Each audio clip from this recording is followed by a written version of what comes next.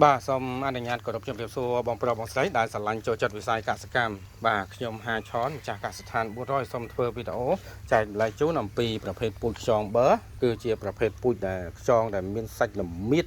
បាទហើយរូបរាងបាទរូបរាងគឺពណ៌បាទដូចបាទសាច់ផ្លែបឺផ្លែទុរេនអញ្ចឹងបាទបងប្រុសបងស្រីឃើញណាបាទនេះបាទសាច់របស់វាឃើញណាបាទណែនតែម្ដងណាបាទនេះទីតាំងរបស់កសិដ្ឋាន400ផ្ទាល់នោះរោងចិញ្ចឹមកដោបងគាត់ចិញ្ចឹមកដោក៏ច្រើនណាស់សម្រាប់អ្នកស្រឡាញ់ចូលចិត្តណាបាទតកតងនឹងចង់បានពូជយកទៅចិញ្ចឹមយកក៏យកទៅ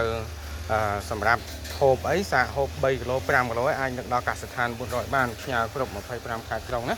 បាទនេះទីតាំងផ្ទាល់របស់កសិដ្ឋាន400ក្នុងក្រុមការងារបងប្អូននិស្សិតបាទគាត់មកសិក្សាស្វែងយល់អនុវត្តនៅទីនេះផ្ទាល់បាទហើយថ្មីនេះក៏យើងបរិទ្ធនៅប្រភេទត្រី7ពណ៌ច្រើនពូជដែរ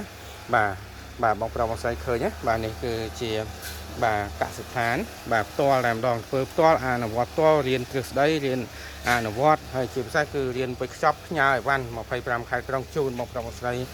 ឃើញជាបន្តទៀតណាអរគុណជួបគ្នានៅវីដេអូបន្តទៀតបាទ